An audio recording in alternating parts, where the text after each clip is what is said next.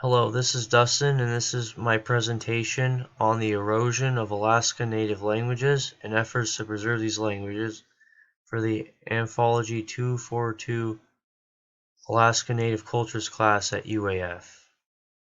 And to start off with, I have a picture here of some Alaska Native letters and what those letters mean in English on the right of them.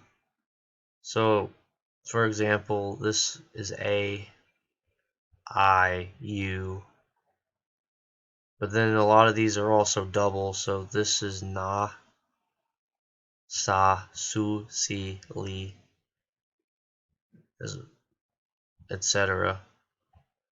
Alright, so Alaska Native languages. So there are about 200 native languages that exist in North America, including the languages of the Alaska Natives. These languages are at risk of becoming extinct, and most will be extinct by the turn of the century, as it is estimated that 90% of all of the world's languages will become extinct by that time. For example, it is believed that there are only about 80 speakers left of the ANTH language. And so down here I have a map of all the regions where the native languages are spoken and where they are spoken at. And so, for example, down here in the red is the region where the ANTH language is spoken. And there's also Central Yupik, Koyukon, Inupiaq, Alutiiq, Aleut, and Tlingit, just to name a few examples.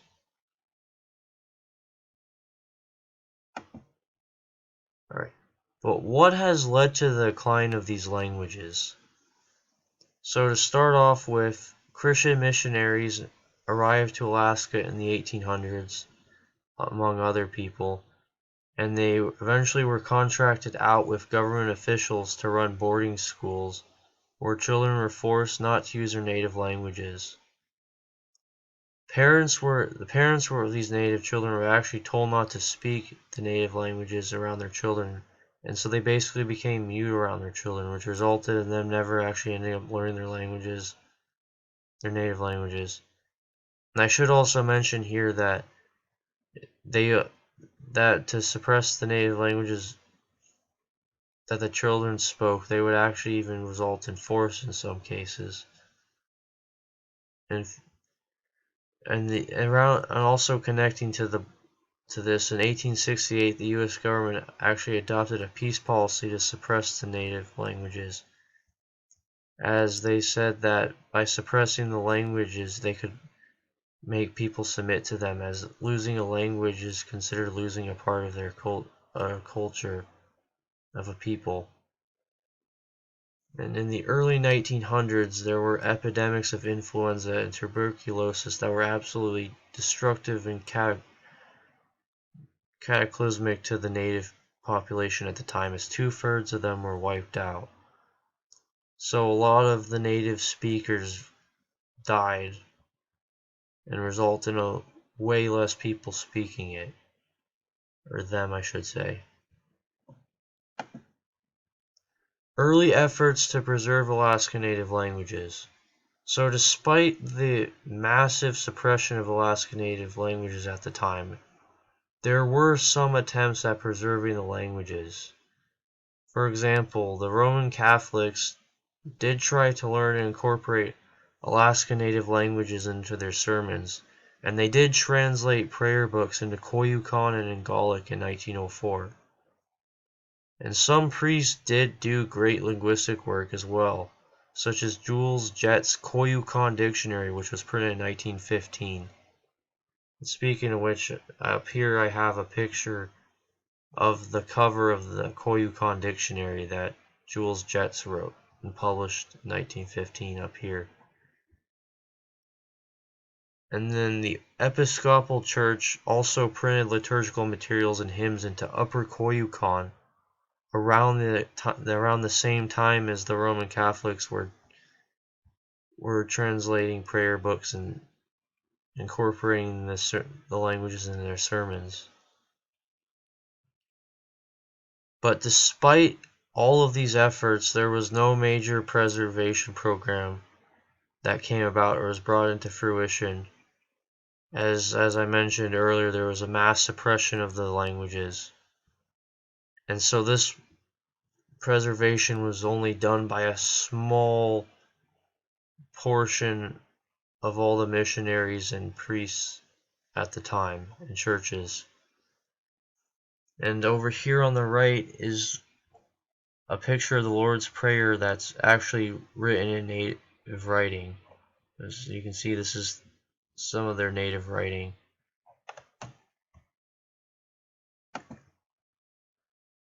But with that out of the way, what is being done to preserve the languages of the Alaska Natives?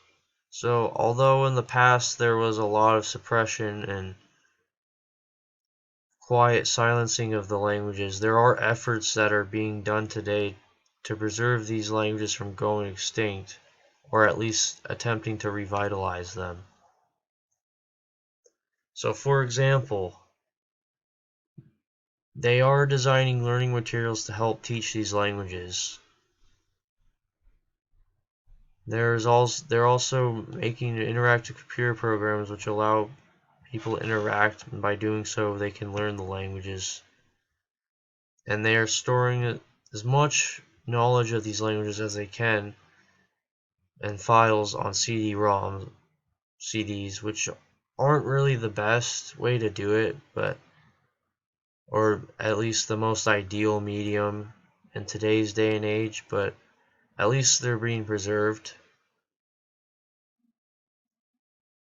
And also, tribal schools and colleges are now offering classes that teach these languages if one so desires to learn them. And they are also making schools centered around teaching these languages, such as the Yane Da Ancient Teaching School in Chickaloo, which teaches native children about their languages and aspects of their culture to them. And there also have begun using recordings of elders speaking and teaching the languages. So they've also begun using old recordings, and by listening, the elders' recordings can tell the listener about the language and how it's spoken, words, phrases, etc.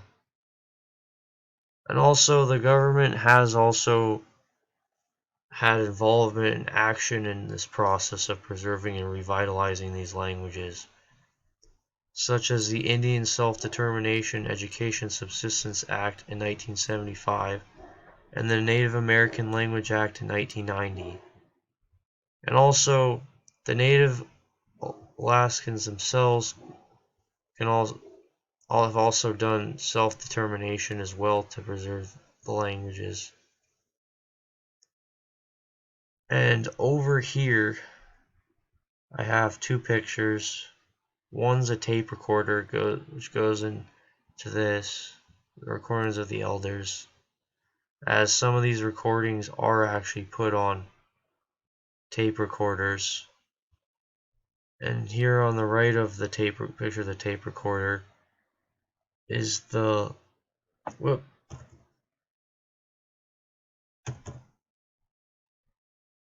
here on the right is the logo for the Yane Da'a native school, or at least a snippet of it. Anyways, so what is the outcome of these efforts? So, although some of these efforts have not been as successful as they originally were expected to perform, it is too soon to exactly call on the success or failure of these efforts, as it takes a very long time to revitalize or preserve a language. So the only thing we can do now is we can just hope for the best for these Alaska Native languages, and hope that by doing all these efforts, these languages can be preserved or revitalized in a future date. Thanks for watching.